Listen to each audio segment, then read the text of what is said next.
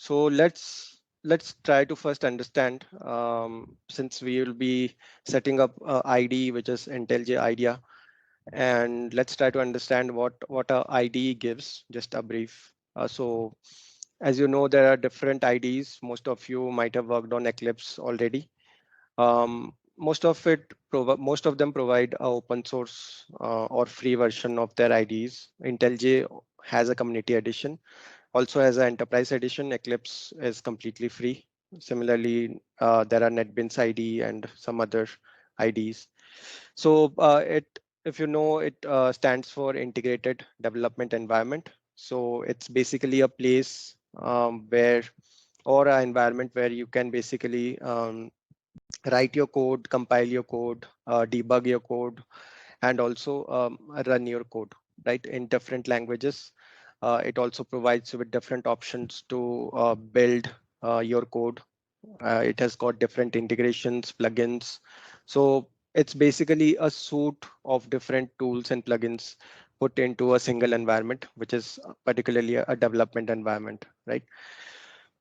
So as I said already, it is a software for building applications that combine different tools into a single UI, right? So that's an IDE, and it consists of the source code editor where you write your code in different languages.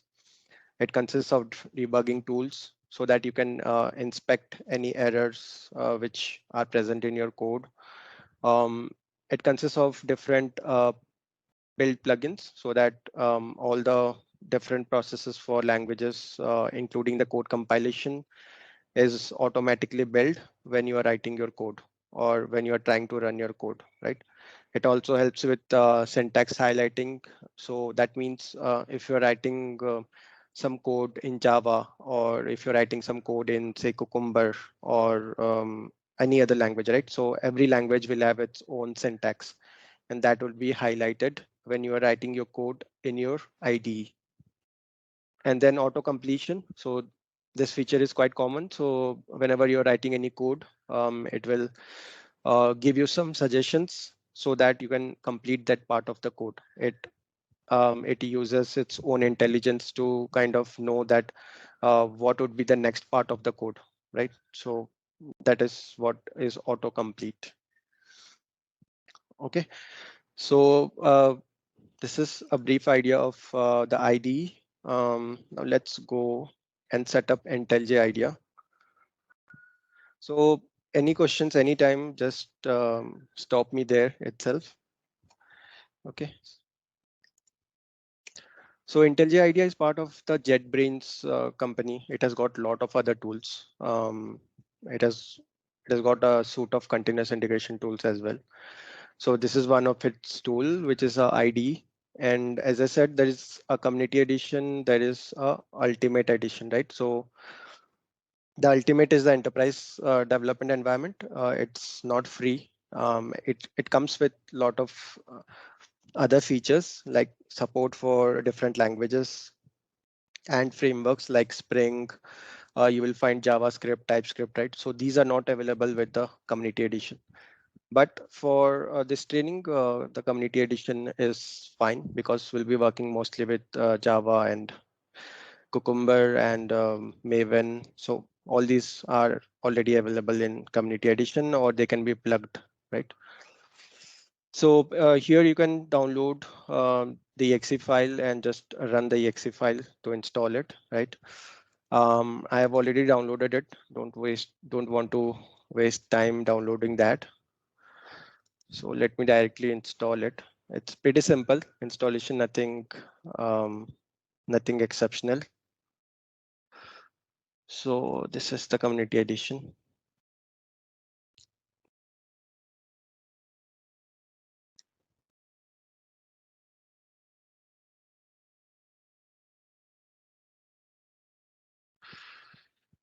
Okay, let me delete this. I think I already had this.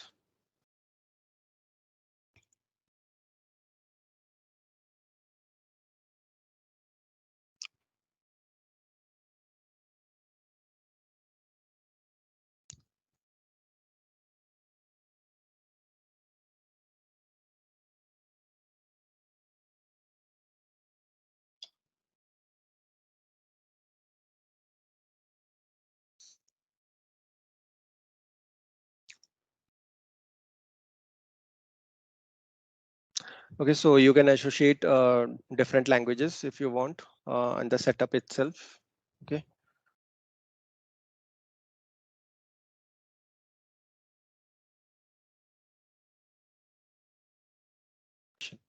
Okay.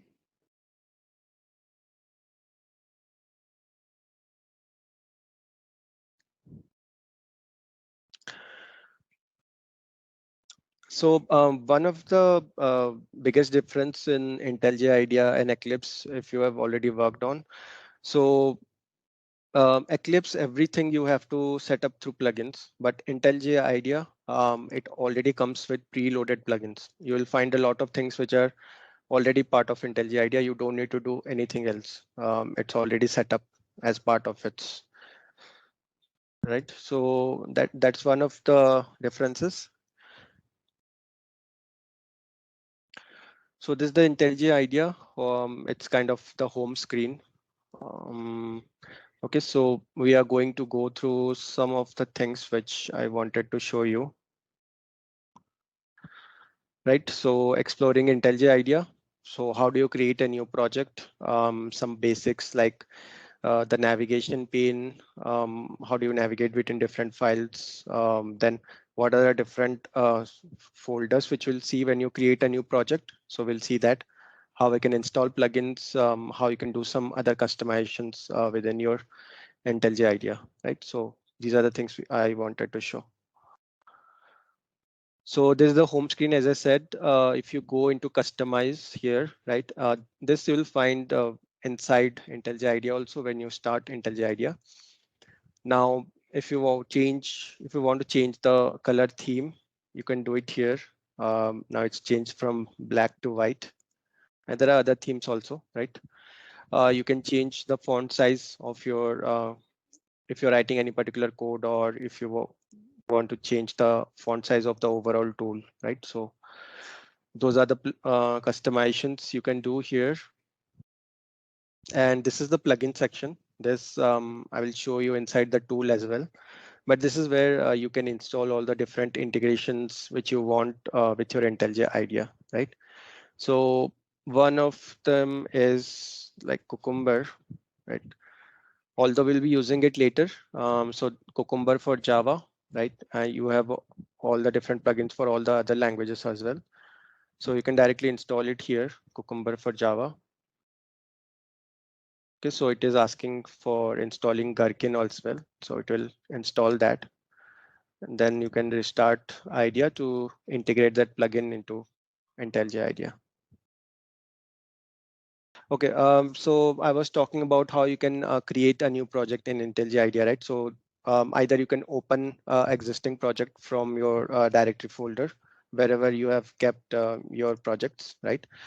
Or you can create a new project, or you can use any source code repository like Git or GitHub or any code repository, right? So you can get it from here. So as you can see, GitHub is by default present here, right?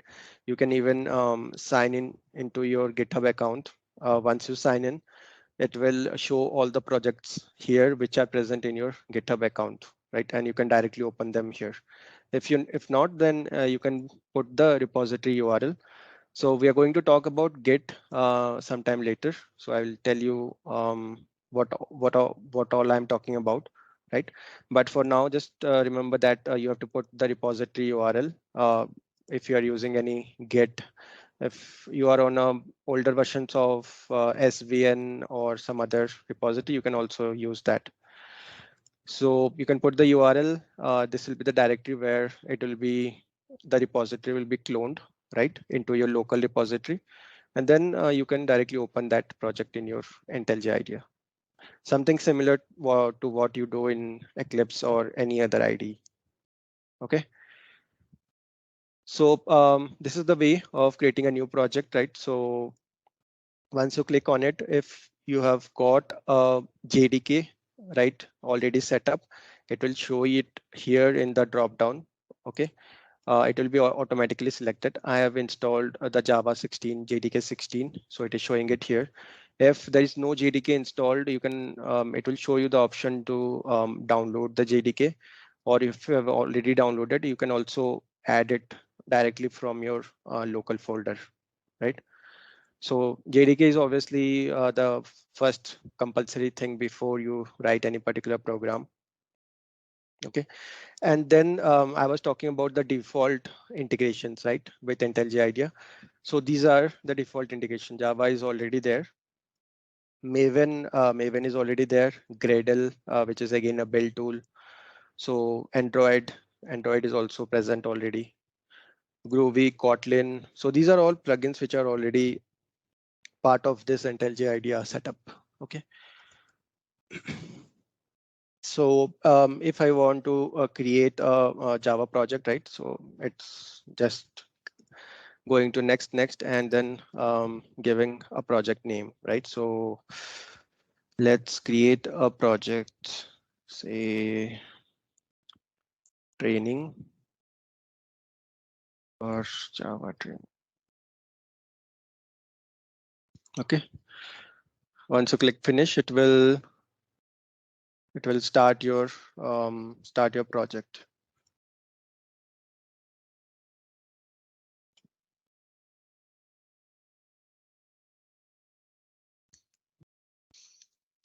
Okay, so rest of the project structure is pretty much same. I mean, you will see some folders and files which are very specific to IntelliJ IDEA, like the .idea folder. So this is specific to the IntelliJ IDEA, right?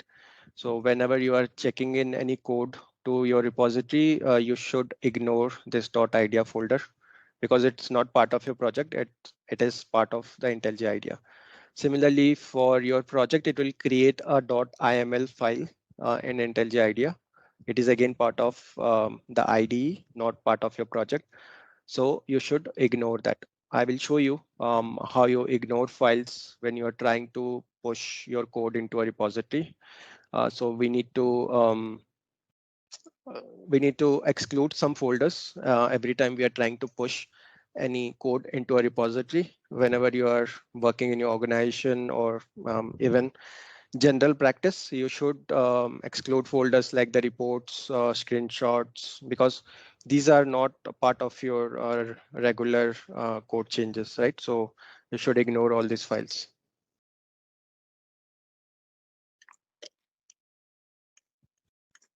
So we'll talk about it more when we go into the project, or when we are trying to push any particular code. And then the other part is external libraries. So this will contain all your libraries. Currently, I have only JDK 16 library, right? So once we start adding more dependencies, like the Maven dependencies, once they are downloaded, it will show it over here, all the libraries which we are using in our project, right? So this is a basic structure of how a Java project will look like, right? So um, when we start with Selenium, when I kind of create a Maven project, then I will show you that it looks a little different, the Maven project, right? So it has got a different folder structure style, which you might already know, but we'll see more about it. Okay. There are some other features, but I will show you while some other things which are present in IntelliJ IDEA. Some useful shortcuts, also some features which is provided by IntelliJ IDEA, right? So it has also got this terminal built in within this IDE, right? So as you can see, it is similar to a command prompt in your Windows. You can run your Maven projects directly from here, or you can do all the things which you do from a command prompt. It's like a terminal which is built in within this particular tool. Okay. And then, so if you go to file settings, right? So here, as I was showing you, you can customize your appearance, behavior, everything here, right? Right from colors to fonts, everything can be customized. Other important parts like the plugins we talked about. So you can access it over here also. You can install plugins. So this is a version control, right? So if you have get as version control, you can change the settings here, right? Although it's not required, but if you want to change anything here, so all the other version controls are also present here. Then the other part which is important is build tools, right? So once we start working with a build tool like Maven, so you can ask Maven to automatically download all the dependencies and plugins, right? Then you can also change or override the user settings file for Maven, or the repository folder for Maven. So if you have installed Maven somewhere else and your settings file is somewhere else, right? So you can change that. This is particularly useful in organizations, right, where you have a different settings.xml file specific to your organization. You can just override that this default settings.xml and use that settings.xml, which is particular to your organization, because every organization will have their own, you can say, repository. It doesn't go to the internet to download those repositories. So a little off topic, but just wanted to give a brief idea about how you can override the settings files in Maven. Similarly, there are other Gradle and all. You can change the settings for compiler, debugger, right? Yeah, so there are other things as well, but these are not specifically related, so I won't go into these. So this is where you change all your settings in this settings screen, right? What else we have?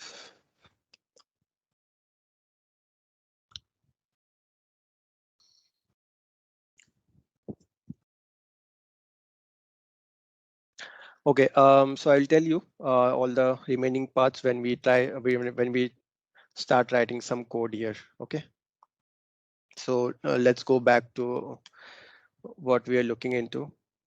Okay, so that was mostly about IntelliJ idea. Um, just brief introduction. We'll see more features when we start creating our project or writing more code. Then we'll see more features of IntelliJ idea. Okay, so we'll start off with Java now. It's pretty simple to set up. Nothing too complicated. Yeah, so coming to Java, it is obviously a programming language like all the other languages. It has got, I mean, you can basically write a set of instructions and then it will be changed into a machine understandable language, right? Bytecode. And that bytecode can then be read by your machine to perform some specific task. Okay. We can obviously build different types of applications with Java, all web applications, desktop, web services, embedded systems, mobile applications. There are a lot more, but these are some of the applications which can be built on Java, right?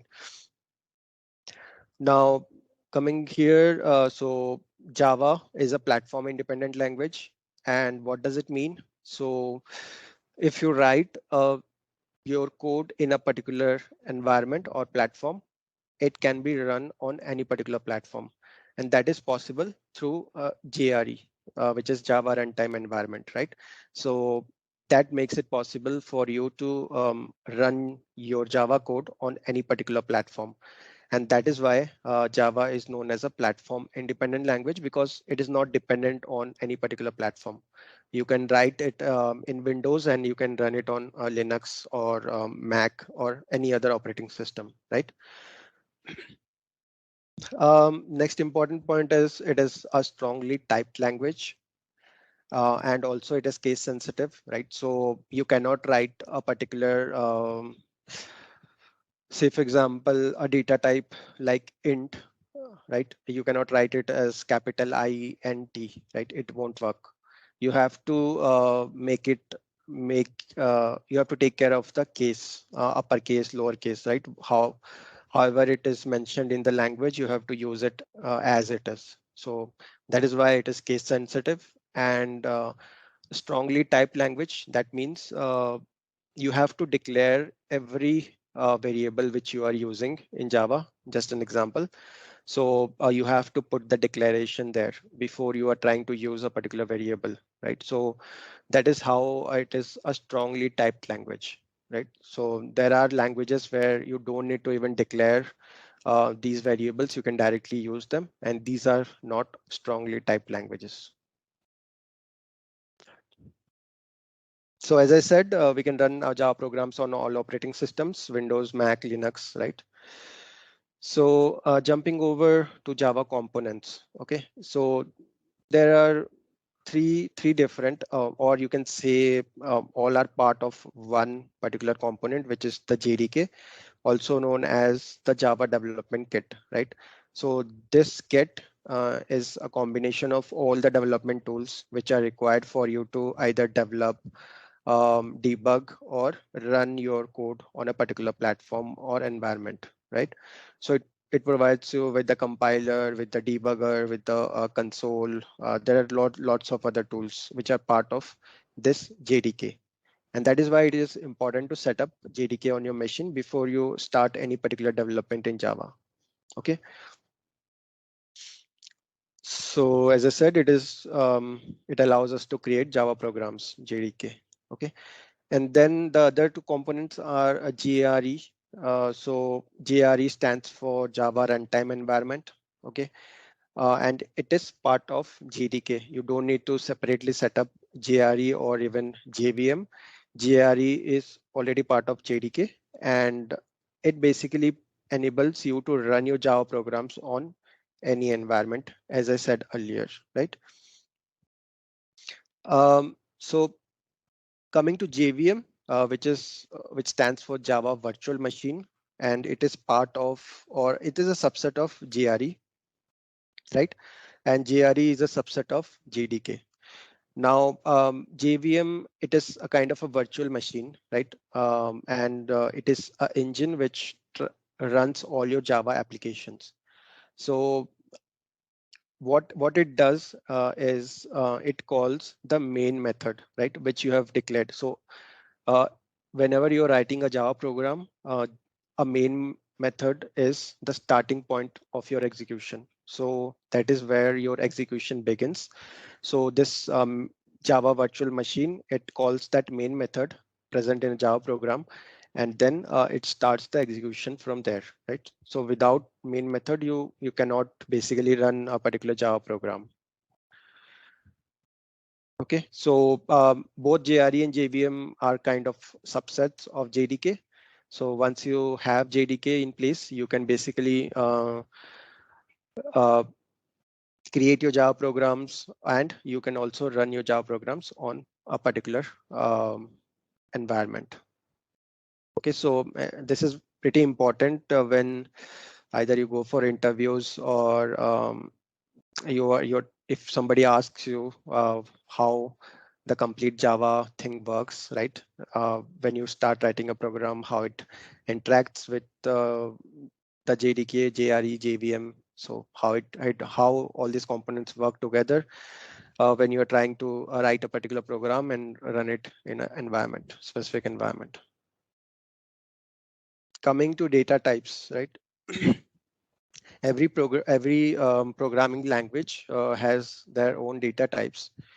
So Java also has its data types. Okay, so these are basically to store any particular data in a programming language like Java. Okay, and Java has a primitive and non-primitive data types. Okay, you must have heard about these data types, the primitive data types. Okay, so but before that, let's look at what it actually stores. So as I said, it stores data, and this data can be represented by um, any particular code, right? Or any pieces of data like your name, your age, gender, or the marks you got in your exam. Everything can be represented in form of data. Okay. And this data can be represented with the help of data types. So a name, say data which is a name type, right? This will have a different data type. Age will have a different data type. Gender would have some other data type.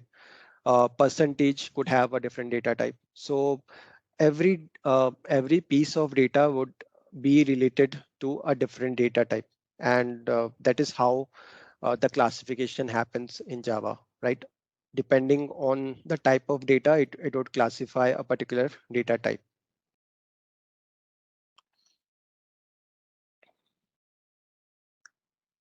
Okay, so as I said, it classifies different pieces of data with different data type based on their value. Okay, so there are two types, primitive and non-primitive. So primitive, the first one is Boolean. Okay, and the Boolean data type can have only two values. One is true and one is false. Okay, it cannot have any other value, and that is why it is Boolean. And for example, you can take a light bulb, right? So this light bulb can either be in the on state or it could be on the off state, right? Which means it could have either be true or false, which is in Boolean, we represent it as 0 or 1, right? So these are the two values which are present. Then we have got the int data type, right? And do take note that these are all case sensitive, right? You cannot make it int as capital I or B as capital B, right? So you need to define it as it is in Java. And int will be represented by a whole number. As I said in the previous example, we have seen the age, right? So this could be numeric, and that is how it is represented in the form of the int data type. And then we have got the double, so which is a decimal, which can be represented in the form of a decimal number. And for example, could be the percentage of marks, right? So it could be 33.33 or 99.1. So these type of data are represented by the double data type. Okay.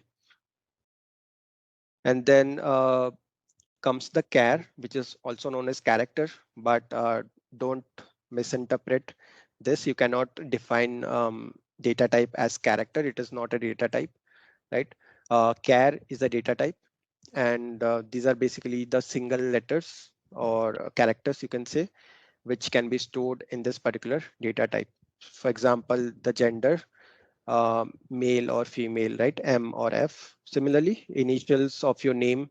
So a single letter could be stored in a char data type, right? So there are other primitive data types as well, but these are some of the important ones which we generally use in Java. Okay, so whenever you are trying to write any Java program, do take note of where you want to store your data, depending on what type of data you are using. Okay.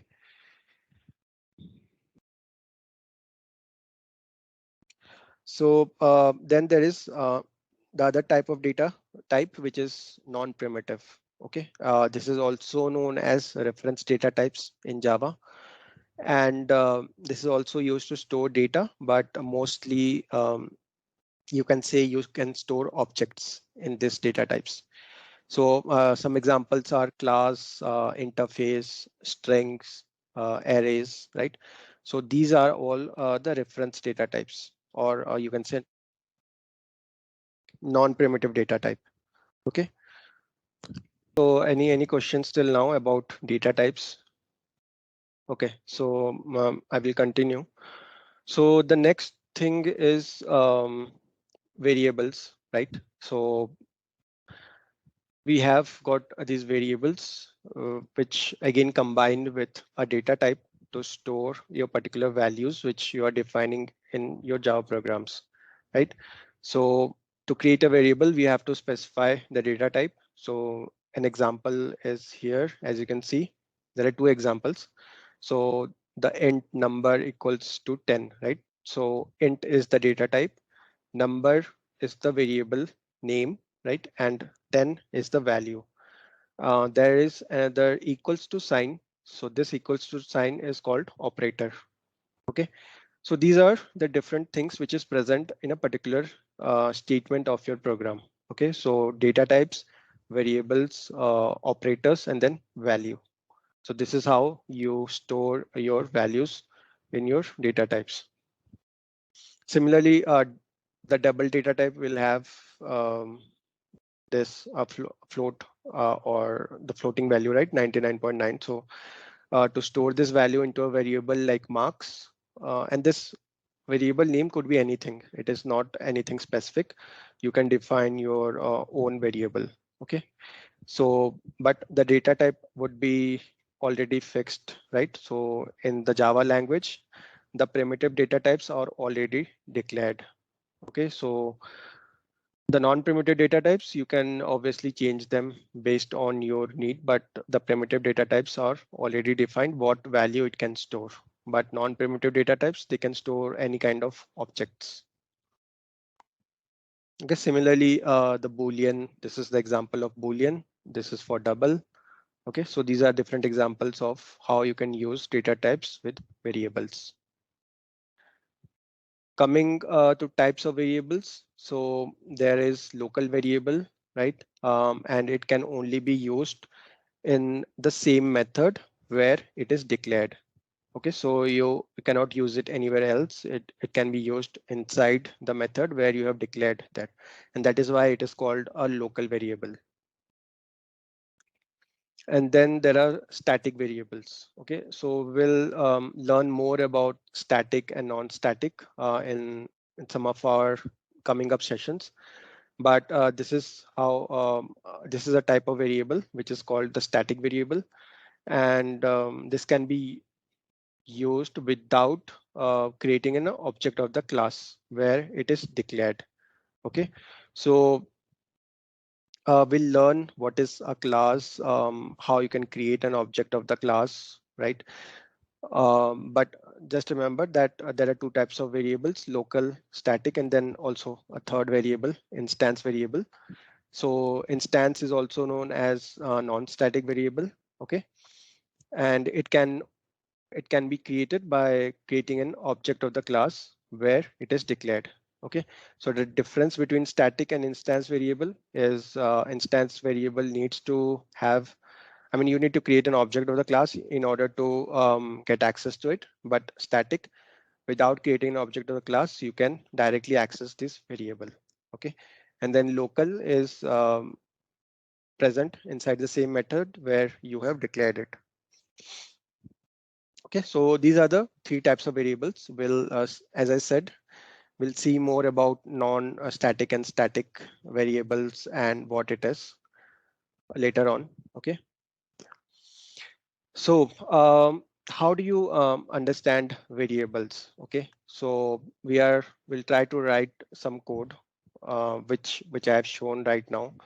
So this code will be to represent a particular car like this. Okay, and this particular program will have this data. So name of the car, right? It will be represented as a string, and then the car price as int. Okay, um, car weight, it will be represented in the form of double. Car logo, it could be the first character. Okay, and then whether the car is available in India, yes or no, or true or false, it could be represented in a Boolean. Okay, so why I'm explaining you all this, to tell you how you can use variables and data types to write a particular program and store all your values and use the data types and variables inside that, right? Okay, so we'll write this program, but before that, we also need to understand the other part, which is the operator, which we use with variables and data types to write any particular statement, right? So this operator, as I showed you in earlier example, equals to, right? So that is a assignment operator. And this greater than sign is also an operator. So there are different operators in Java.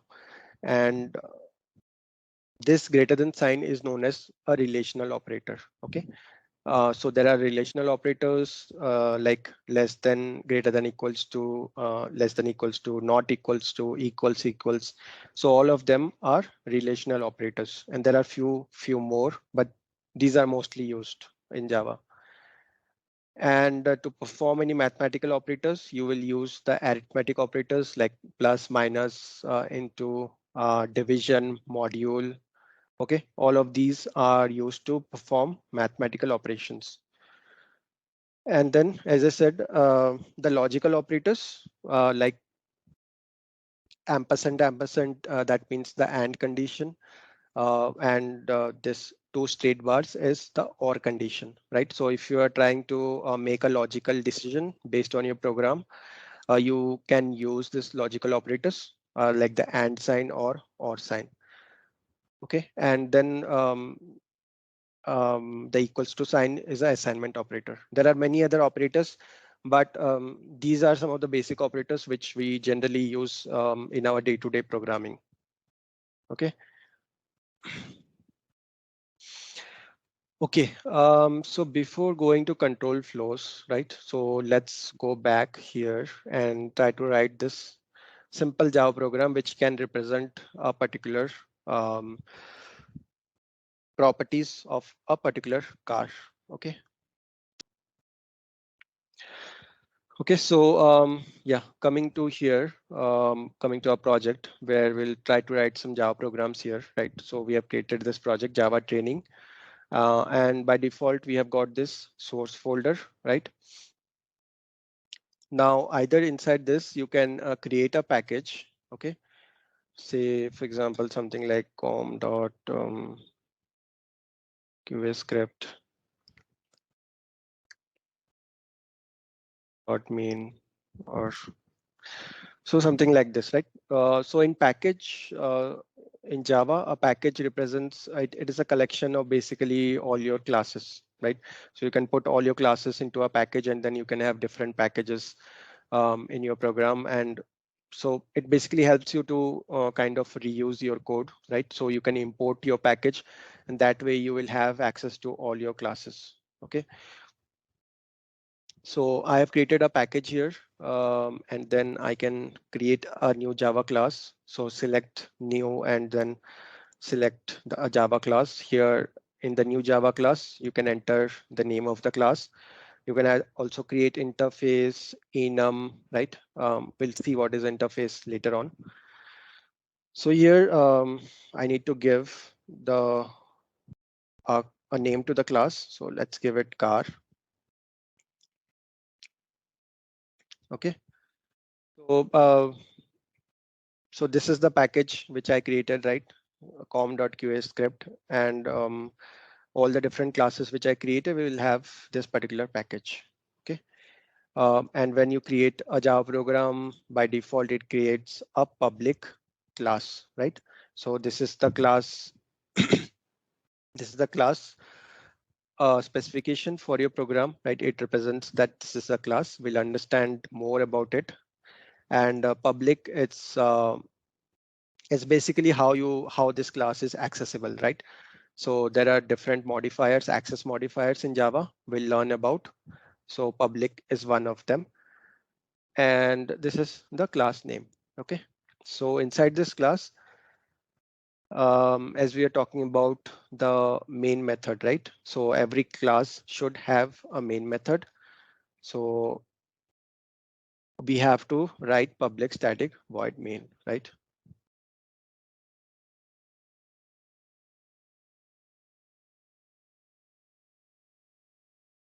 And this is the default way how you write your public static void main method. Okay. So it contains this string args, which is arguments. Okay. And this is a very important part, the main method, because this is where the execution begins for every program. And we need to understand the different parts of this main method. Okay, so any interview you go, you will get this question. Mostly they ask this question. So why main method is public, static, void, right? So why we declare it like this? So some of the explanations are void because main method doesn't return any value. That's why we declare it as void. Void means this method is not returning any particular value. Okay, we'll also learn about more about methods and how you can pass parameters, how you can return values from a method, how it is declared. So we'll learn all about it. But I'm just trying to explain you why the main method is public static void. Okay, so void, as I said, it doesn't return any value. That's why the main method is void. Right? So we are talking about static variables, right? And I was saying that you don't need to create an object of the class in order to call a call that variable, right? So similar concept goes for methods as well. So when you declare a method static, right? If any other class is trying to access this main method, okay, so it doesn't need to create an object of your car class, right? So something like you will create an object like this, right? In some other class. So once you create an object of your car class, like new car, right? Then you can access all its methods. But this is not required when you declare your method as static. Okay. And it also relates to some memory management in Java. It saves memory by declaring it as static. I'll explain it later. But so that is the reason main method is declared static, because the JVM, when it is trying to call this main method, it doesn't have to create an object. It will directly access this main method and it will start the execution. And that is why it is declared as static. Okay. And then public, so that it is accessible from anywhere. If you make it private, then the JVM cannot access it, and hence it is declared as public. Okay, so these are all the reasons why this main method is declared as public static void.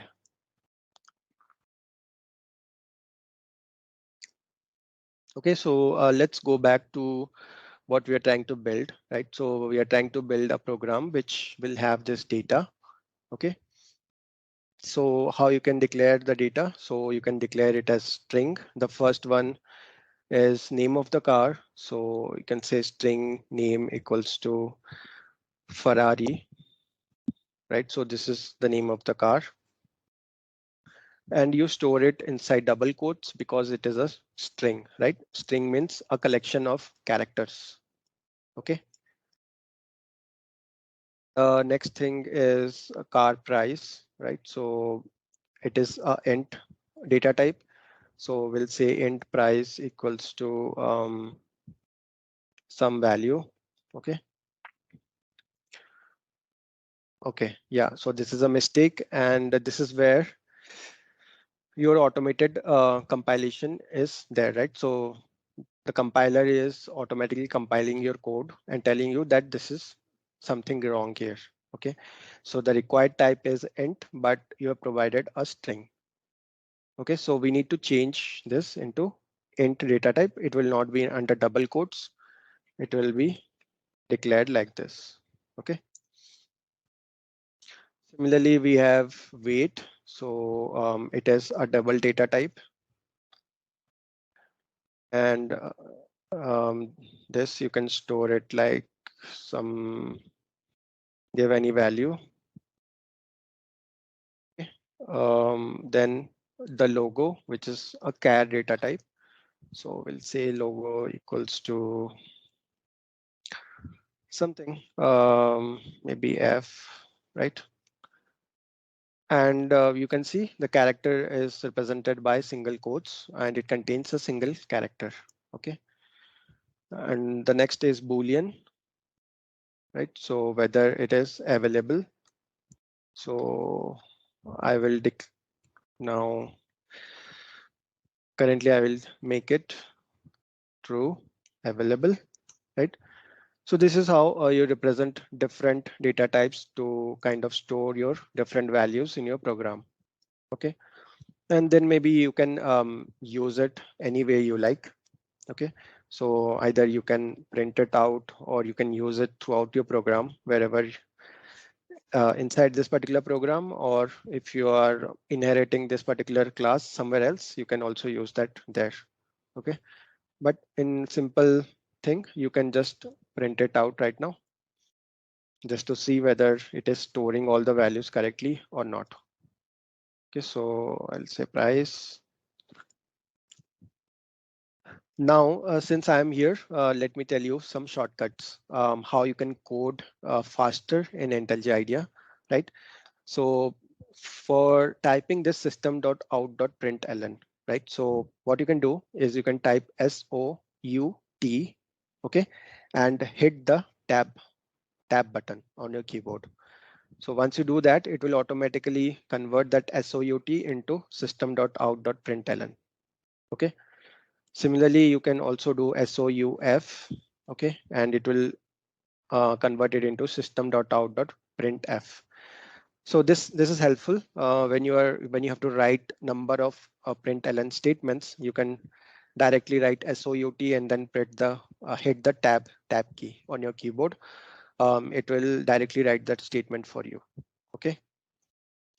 So SOUT tab logo, right? And there is another shortcut I will tell you.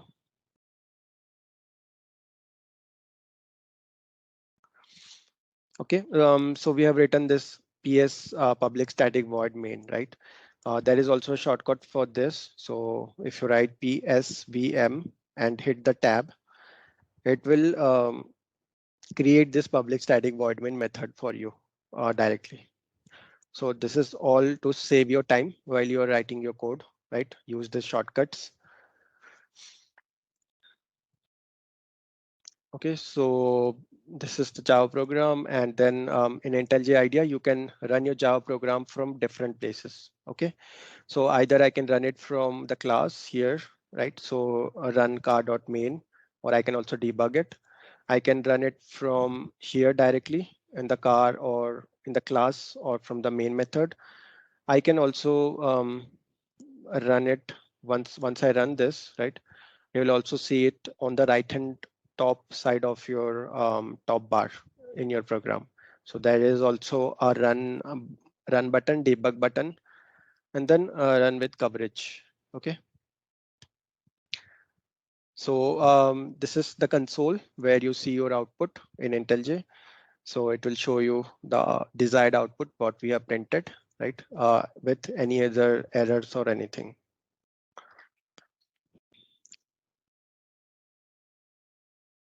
Okay, so in the run tab, you can see, okay, and problems you will see here. As I said, terminal, and then build will show you all the build steps which are included in your Java code. Okay, so this is most simplest of Java example. I just wanted to create an IntelliJ idea and show you how you can create it and execute it. So similarly, you can create any Java program and IntelliJ idea and run. Okay.